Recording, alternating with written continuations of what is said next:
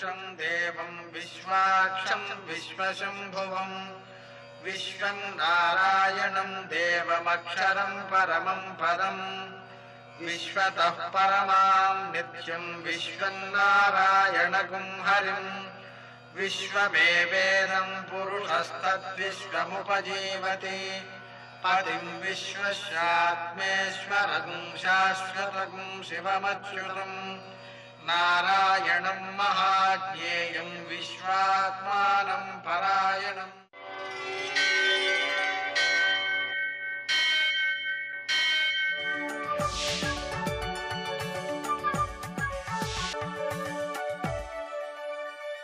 सूर्यशौर्यमथेन्दुरिन्द्रपदवी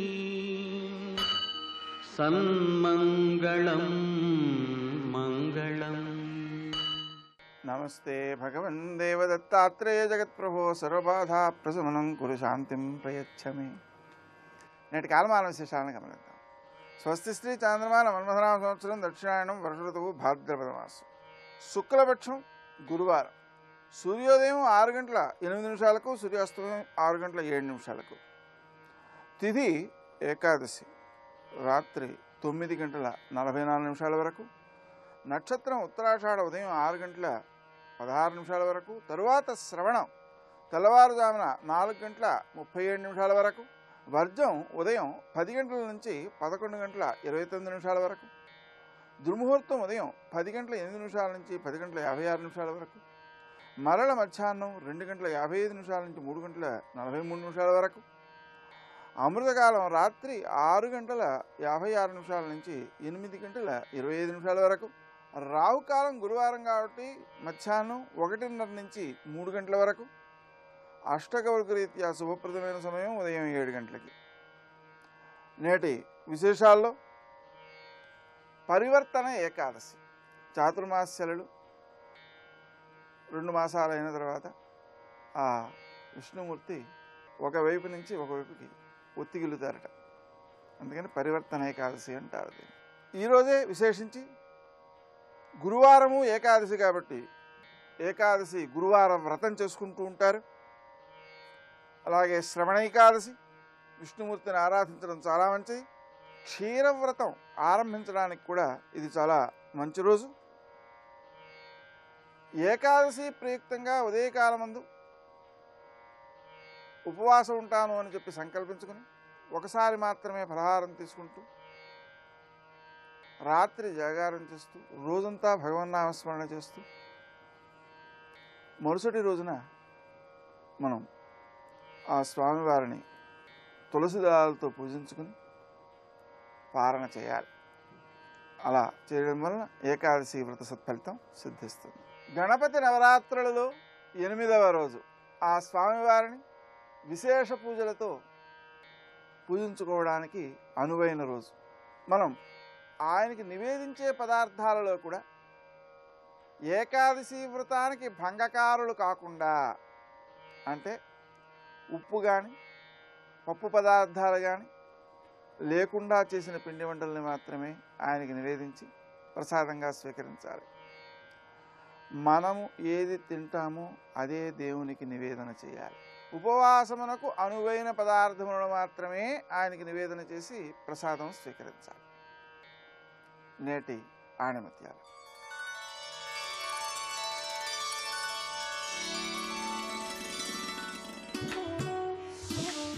అన్ని మతాలు ఒకే సత్యానికి భిన్న రూపాలు.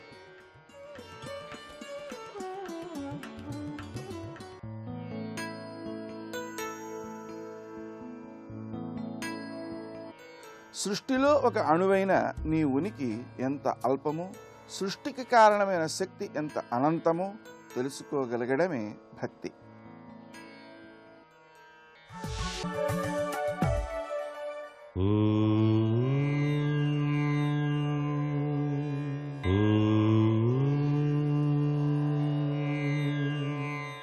ఓం నమో నారాయణాయ. ఓం నమః శివాయ. శ్రీమాత్రే నమః. గణేష నవరాత్రుల్లో ఏకాదశి తిథి. ఈ ఏకాదశికి ప్రత్యేకత పరివర్తన ఏకాదశి. అందుచేత విష్ణు ఆరాధన చేయటం సర్వే సర్వత్రా శ్రేయోదాయకం. అసలు గణపతిలో కూడాను విష్ణుతత్వం విరాజిల్లుతూనే ఉంది. శుక్లాం వరధరం విష్ణుం శశివర్ణం చతుర్భుజం ప్రసన్నవదనం ఝాయే సర్వవిఘ్నోపశాంతయే అంటాం. గణేష మహాపురాణంలో సాక్షాత్తు విష్ణువే పార్వతి యొక్క కోరికను నెరవేర్చడానికి బాలుడై ఉయ్యాలలో వెలిశాడు అని చెప్పేసి శాస్త్రం. అటువంటి చిన్ని గణపతి బాల గణపతిని ఈరోజు ఆరాధన చేయటం సర్వే సర్వత్రా కూడాను శుభదాయకం. బాల గణపతిని కనుక ఆరాధన చేస్తే చిన్నపిల్లలందరూ కూడాను జ్ఞానవంతులవుతారు. ఎర్రటి రంగులో ఉండేటువంటి ఆ బాల గణపతికి 4 చేతులు ఉంటాయి. వాటిలో అరటిపండు, మామిడి పండు, పనసపండు, చెరకుగడ స్వామివారు ధరిస్తాడు. తొండంతో మోదకం పట్టుకొని ఉంటాడు. ఆయన తొండంతో మోదకం పట్టుకొని ఉంటాడు ఈ బాల గణపతి. అందుచేత ఆ బాల గణపతిని ఆరాధన చేసి మనం ధరించాల్సిన పరిస్థితి ఎంతైనా ఉంది. ఏకాదశి ఉపవాసం ఉంటే చాలా మంచిది. ఉపవాసం వలన ఆరోగ్యం, ఒక విధమైనటువంటి యోగవంతమైనటువంటి తత్వం తప్పనిసరిగా కలుగుతాయని చెప్పేసి శాస్త్రం.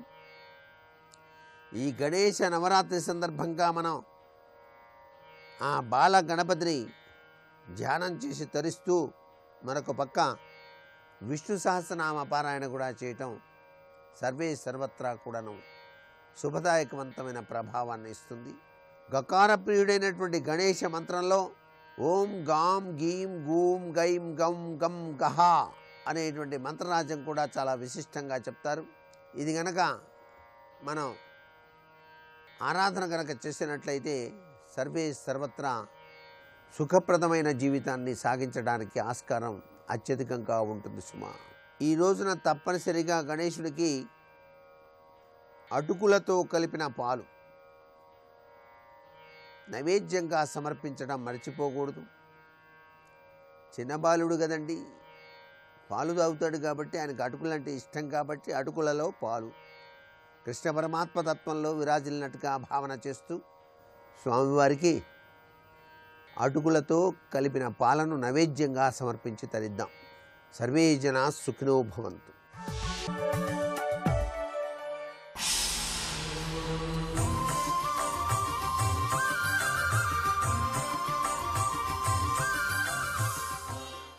శతక సాహితీ సరస్వతికి నమస్కారం.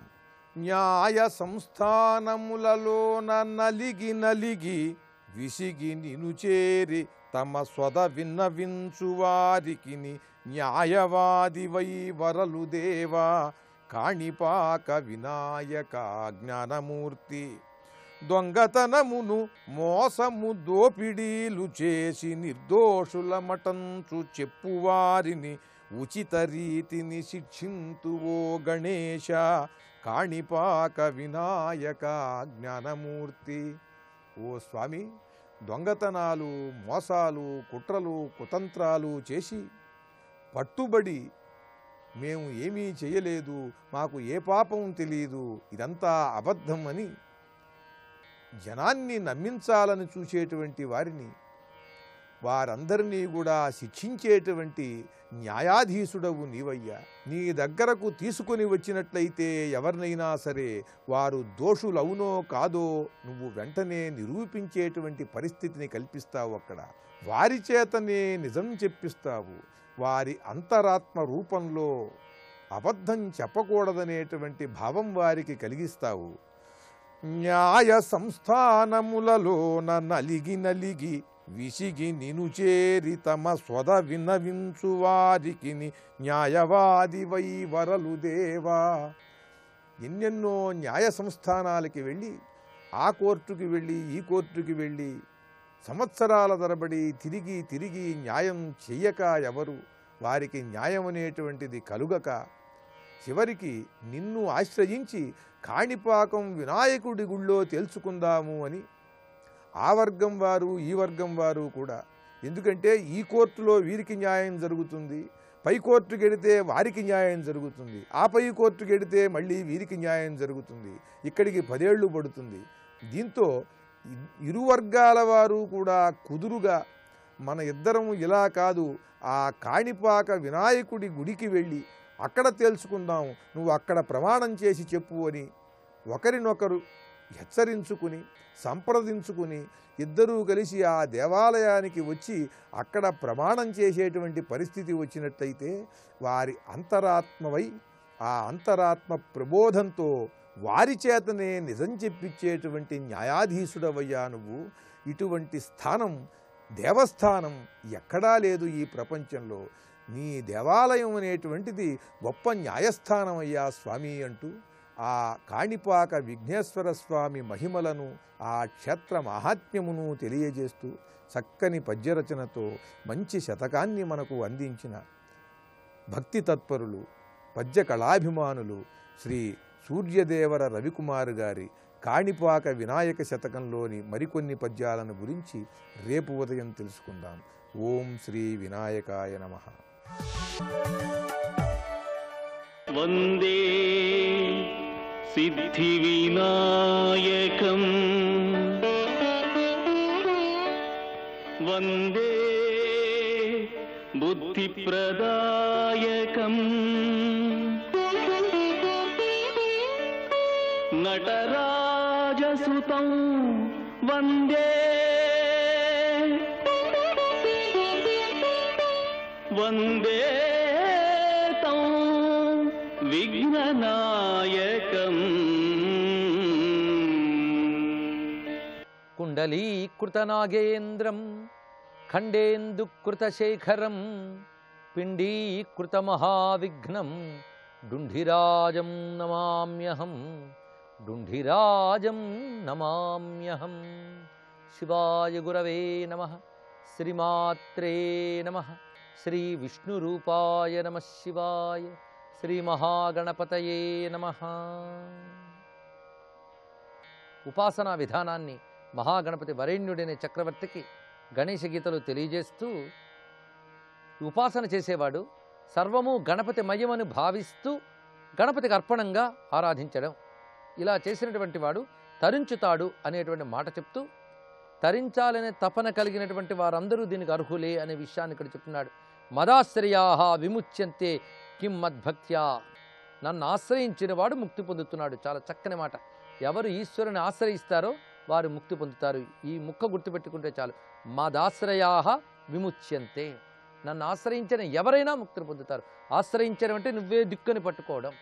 కనుకనే అనన్యమైన శరణాగతిని ఇక్కడ చెప్తున్నారు. ఉపనిషత్తులు కూడా ఈ విషయాన్ని మనకు ప్రస్తావన చేస్తున్నాయి. ముముక్షుర్వై శరణమహం ప్రపద్యే ఇత్యాది విషయంలో శరణాగతి అనేది ఉపనిషత్ మార్గమే. ఈశ్వర శరణాగతి లేనిది చిత్తశుద్ధి, జ్ఞానము, మోక్షము లభించవు. న వినశ్యతి మద్భక్తో జ్ఞాత్వే మా మద్విభూతయః. న వినశ్యతి మద్భక్తః, ఇదొక అభయవచనం. నా భక్తుడు ఎప్పుడూ చెడిపోడు. చక్కటి మాట. ఏ కొద్దిపాటి భక్తి భగవంతుని మీద కలిగినా దానికి తగ్గట్టుగా పై స్థితికి వెళ్తాడు తప్ప ఎప్పుడు కింద పడడు. ఆ భక్తి అప్పటితో ఊరుకోదు. అది ఇంకా పండి పండి పండి పరాభక్తిగా, ముక్తిగా పరిణమిస్తుంది. అందుకే నవినశ్యతి మద్భక్తో. ఇదే మాట గీతలో స్వామి కూడా నమే భక్త ప్రణశ్యతి అంటాడు. ఎక్కడ ఏది చెప్పినా భగవద్వచనం మనకు అభయమే. ఆ అభయవచనాన్ని ఇక్కడ చెప్తున్నాడు గణపతి. జ్ఞాత్వే మా మద్విభూతయః. మరొక మాట, నా విభూతులను గుర్తించిన నా భక్తుడు నశించడు. ఇదొక క్లాజ్ ఉందండి. నా భక్తుడు నశించడని చెప్పడమే కాదు, నేను గొప్ప భక్తునండి, పొద్దుట్లేచి ఒక దండం పెడతానని. అలాంటి వాళ్ళ గురించి చెప్తున్నాడా? అయితే వాడు నయ్యం. అసలు దండం పెట్టని వాడి కంటే వాడు కొంత నయ్యం. అయితే అక్కడితో తృప్తి పడిపోవడానికి లేదు. వాడు నయం మాత్రమే తప్ప వాడు సంపూర్ణం కాదు. ఇక్కడ స్వామి గొప్ప మాట చెప్తున్నాడు. జ్ఞాత్వే మా మద్విభూతయః న వినశ్యతి మద్భక్తః. అంటే నా విభూతుల జ్ఞానము కలిగినటువంటి భక్తుడు నశించుకోడు. అంటే ఈశ్వర విభూతుల జ్ఞానం కలగాలట. విభూతులు అంటే ఏమిటి అది ఇక్కడ వివరిస్తున్నాడు. తర్వాత ప్రభవం మే విభూతిశ్చ నదేవా ఋషయో విదుః నానా విభూతిభిరహం వ్యాప్య విశ్వం ప్రతిష్ఠితః. ఈ విశ్వమంతా కూడా నా విభూతులతో నేను వ్యాపించి ఉన్నాను అన్నాడు. విభూతులు అంటే ఐశ్వర్యములు అని అర్థం. ఆయన ఐశ్వర్యములతో ఈ జగమంతా నిండిపోయింది. కానీ ప్రపంచం అంతా కూడా ఆయన ఐశ్వర్యం మనం అనుకుంటున్నామా? దేని పాటుగా అదేదో అనుకుంటున్నాం. అదే ఎవడబ్బ సొమ్ము అని కూడా ఆలోచించకుండా మనం అనుభవిస్తున్నాం. కానీ అదే ఆ అబ్బ సొమ్ము. ఈ జగత్తుకే అబ్బాయి అతడు. ఆయన సొమ్ము అది. కనుక ఆయన సొమ్ము ఈ జగత్తుని ముందు తెలుసుకుంటే ఆ సొమ్ము ఆయన మళ్ళీ వేరుగా లేరని తెలుస్తుంది. ఎందుకంటే ఆయన యందు ప్రకటింపబడుతున్నటువంటి విశ్వం అంతా కూడా ఆయన స్వరూపమే. ఒక సముద్రంలో ప్రకటింపబడే కెరటాలన్నీ కూడా ఎలా సముద్ర స్వరూపములో ఈ అనంత విశ్వం అంతటా ప్రకటింపబడే ప్రతి గొప్ప వస్తువు ఆయన స్వరూపమే. గొప్ప వస్తువు ఏంటి? చిన్న వస్తువు కూడా. మరి గొప్ప వస్తువుని ఎందుకు చెప్తాడు అంటే మన దృష్టి ఎప్పుడు ముందు గొప్పదాని మీద పెట్టుకుంటే క్రమంగా పక్కదాని మీదకి కూడా వెళ్ళే అవకాశం ఉంది. కనుక పైగా గొప్పదైన వాటిని ముందే దృష్టి ముందు వాలుతుంది. అందుకే ఇక్కడ గీతలో చెప్పినట్లుగానే గణేశ గీతలో కూడా యత్ యత్ శ్రేష్ఠతమం లోకే సా విభూతిర్నిబోధమే పూజయేన్మాం ప్రయత్నేన తత్తదిష్టఫలం లభేత్. లోకంలో ఏ ఏ ఉత్తమ పదార్థములు ఉన్నాయో అవన్నీ నా లీలా విభూతులను తెలుసుకో. ఈ మాట గట్టిగా గుర్తుపెట్టుకుంటే ప్రపంచంలో ఏ గొప్ప వస్తువుని చూసినా, ఏ ఉదాత్తమైన అంశాన్ని చూసినా ఇది భగవద్విభూతి నమస్కారం చేసుకుంటాం. నిన్ననే మనం చెప్పుకున్నటువంటి విషయంలో ఈ విశ్వమంతా భగవన్మయమనే భావనతో ఉపాసించాలన్నారు. గతంలోనే గణేశ గీతలో మరొక విషయాన్ని కూడా చెప్పుకున్నాం. సూర్యచంద్రాదుల్లో కాంతిని నేను అన్నాడు ఆయన. అంటే సూర్యచంద్రాల విభూతి ఏమిటి? కాంతి. ఆ విభూతి గణపతి అనే భావన. ఇలా మనం సృష్టిలో ఏది చూసినా అది భగవత్ స్వరూప్ అనే భావన అభివృద్ధి చేసుకుంటూ ఉండాలి. అలాగ ప్రపంచమంతా ఈశ్వర విభూతి అనేటువంటి జ్ఞానం ఉండాలి. ప్రపంచమంతా పరమాత్మ అనే ఎరుక తర్వాత ముందు ప్రపంచమంతా పరమాత్మ యొక్క విభూతి అని ఎరుక కలిగితే విభూతి యోగం క్రమంగా విశ్వమే ఆ విశ్వేశ్వరుడైన గణపతి యొక్క స్వరూపం అనే భావనలోకి తీసుకెళ్ళిపోతుంది. అందుకే ఇక్కడ ఆ దివ్యమైనటువంటి ఈ విషయాన్ని ప్రస్తావన చేస్తున్నాడు. ఇలా భావంతో ప్రపంచమంతా నా విభూతులేని ఎవడు తెలుసుకుంటాడో వాడికి అన్ని ఇష్టసిద్ధులు లభిస్తాయి అనగానే వరేణ్యుడు వెంటనే ప్రశ్న వేస్తున్నాడు. తర్వాత అధ్యాయంలో భగవన్ నువ్వు నీ యొక్క విభూతుల గురించి చెప్పో, గతంలో నీ లీలా విభూతుల్లో నారదుడు చెప్పాడు అన్నాడు. నారదో మహ్యం తవ నానా విభూతయ. ఎప్పుడు చెప్పాడు? గణేష పురాణం వెతకాలి. గణేష పురాణంలో వరేణ్యుడు మొదటి నుంచి గణపతి భక్తుడు. ఆ గణపతి భక్తిని ప్రేరేపించిన వాడు నారద మహర్షి. నారదుడు గణపతి యొక్క లీలలన్నీ చెప్తాడు. విభూతులు అంటే ప్రపంచంలో ఉన్న గొప్ప గొప్ప వస్తువులన్నీ భగవంతుని స్వరూపాలని తెలియను ఒకటి, భగవంతుడు అవతరించి చేసినటువంటి దివ్యములైనటువంటి తన లీలలు కూడా విభూతులే. అందుకు లీలా విభూతయ అని గొప్ప మాట చెప్పారు ఇక్కడ. ఆ వివిధములైన లీలలు విభూతులు ఇవన్నీ కూడా నేను వారి ద్వారా తెలుసుకున్నాను. ఇప్పుడు నీ ద్వారా కూడా విన్నాను. కానీ ఇవన్నీ నీ విభూతులని నేను భావిస్తున్నాను. కానీ నీ విభూతులుగా నేను దర్శించగలిగేది ఎలాగా అని అడిగాడు. ఇక్కడ భావన దర్శనం రెండు ఉన్నాయి. ఇక్కడ బాగా భావించితే తర్వాత దర్శనం. ఇక్కడ ఇంతకాలం భావించాను, ఇప్పుడు నువ్వే కనబడుతున్నావు గనక నాకు ఈ సర్వము నువ్వే అనేటువంటిది తెలియాలి. ఎందుకంటే ఈ ప్రకటింపబడిన నీ రూపములన్నీ నువ్వు ఇచ్ఛతో ధరించావు. కానీ అనంతమైన విశ్వమంతా నీ విభూతులే అని చెప్పినప్పుడు ఆ విశ్వమంతా నీ విభూతులని ఎరుక సంపూర్ణముగా నాకు ఎలా కలుగుతుందో ఆ విధంగా నాకు దర్శింపజేయవయ్యా. నిజం రూపమిదానీ మే వ్యాపకం చారు దర్శయ.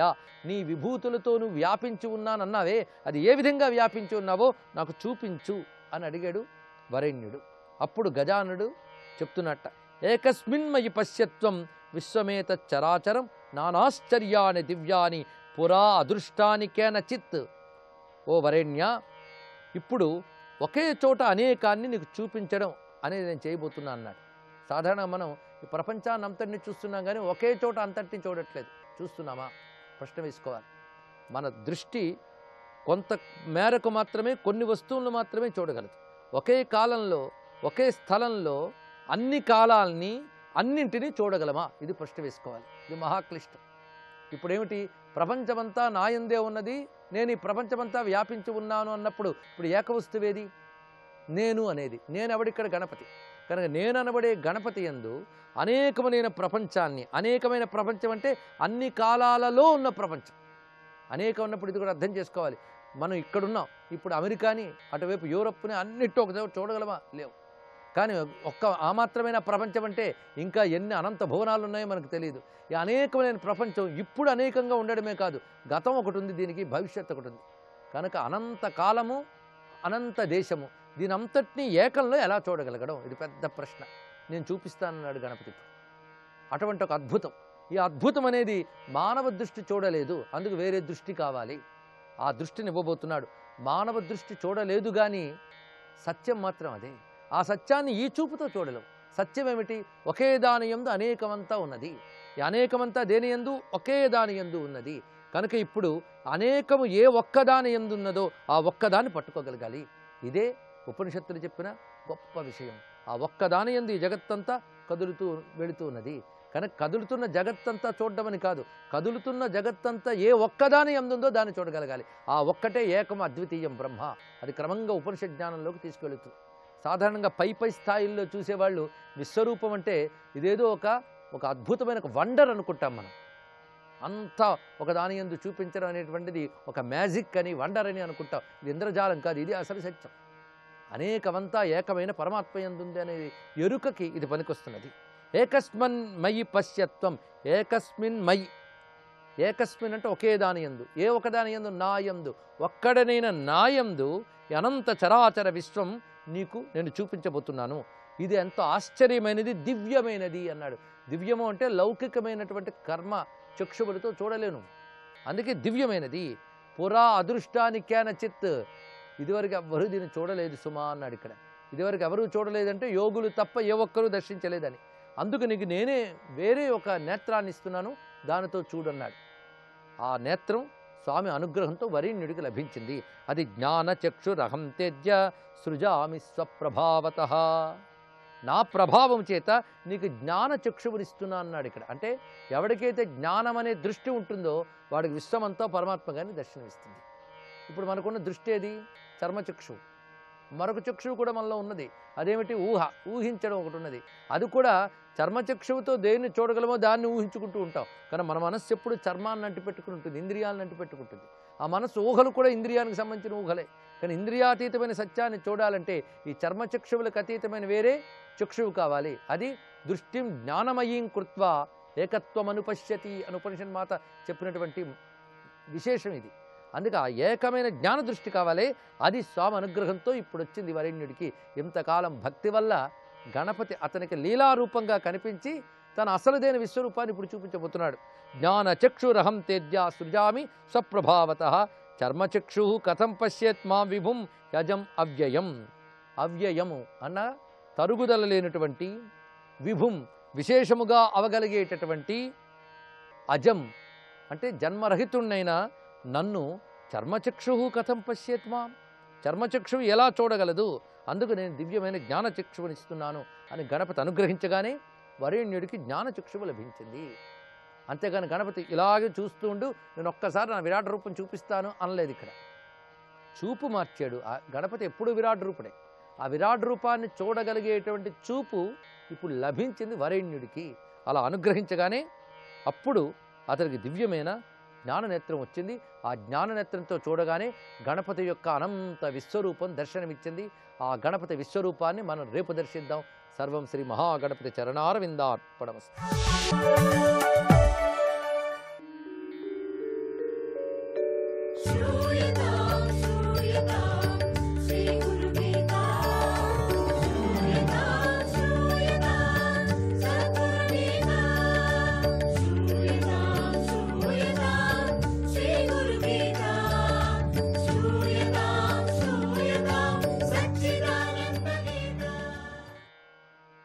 జయ గురుదత్త. శాంతి అనే విచారంగా కొంచెం మనం చర్చించుకుందాం. ఎవరిని దర్శించినప్పుడు మన హృదయంలో అప్రయత్నంగా శాంతి కలుగుతుందో వారినే నీ గురువుగా గుర్తించు అని గురుగీత చెబుతోంది. ఎవరిని పడితే వాళ్ళను గురువు మర్యాద అని నిజమే, గురువే ఆయన ఉండొచ్చు.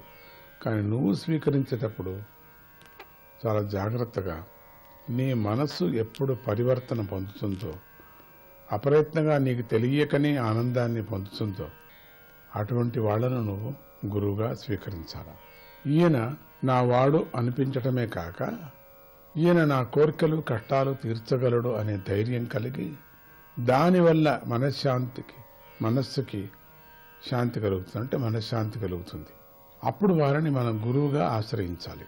ఇంత మాత్రానికి మన పని పూర్తి అయిపోయిందని అనుకుంటే పొరపాటు. గుర్తించేశాం గురువుగారిని, ఇక అంతా ఇంకా నా సాధనంతా ఆయన చూసుకుంటాడు అనుకోకూడదు కూడా. తాత్కాలికంగా నీకు కలిగిన శాంతిని శాశ్వతం చేసుకోవాలంటే గురుసేవ చేస్తూ గురువు చెప్పిన మార్గంలో సాధన ప్రారంభించాలి. అలా సాధన ప్రారంభించిన కొద్ది కాలానికే మనకు ఒక సత్యం తెలుస్తుంది. అదేమిటంటే కోరికలను తీర్చుకుంటూ పోవటం వల్ల శాశ్వత శాంతి లభించదని, కోరికలను వదలటం వల్ల మాత్రమే అది లభిస్తుందని తెలుస్తుంది. ఒక కోరిక తర్వాత ఇంకొక కోరిక అట్లా వస్తూ ఉంటుంది చైన్ లాగా. దాన్ని తీర్చుకొని పోతుంటే మనకు అనిపిస్తుంది మనకేదో తృప్తి అని. ప్రారంభంలో తృప్తిగానే ఉంటుంది, కానీ ఏదో అసంతృప్తి.